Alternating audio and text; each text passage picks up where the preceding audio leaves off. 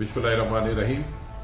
मैं समझता हूं कि आज हमारे लिए एक खुशी का दिन है और सबसे ज्यादा आज के दिन में जो सबसे ज्यादा मुबारकबाद मिलनी चाहिए वो प्राइम मिनिस्टर ऑफ पाकिस्तान को और फौज पाकिस्तान को। उसकी वजह यह है कि जो इस वक्त अफगानिस्तान में लोग तालिबान के बारे में बातें कर रहे थे, तालिबान ने अपने आप को एक डिसिप्लिन कौम प्रूव कर दिया।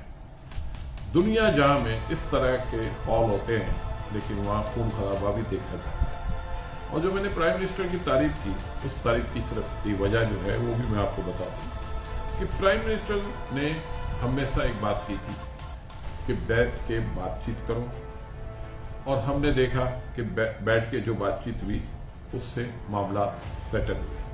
सेकेंड फेज में हम प्राइम मिनिस्टर ने जो स्टैंड लिए कि हम अपनी सरजमीन अब किसी को भी इस्तेमाल नहीं करने देंगे। आप ये देखें कि उसका ये बेनिफिट मिला कि काबुल में जो कब्जा हुआ बहुत आसानी से, और जो हकदार थे पख्तून उन्होंने आके काबुल के अंदर बहुत आसानी से विदाउट फायर, एक गोली फायर नहीं हुई, और उन्होंने कब्जा किया।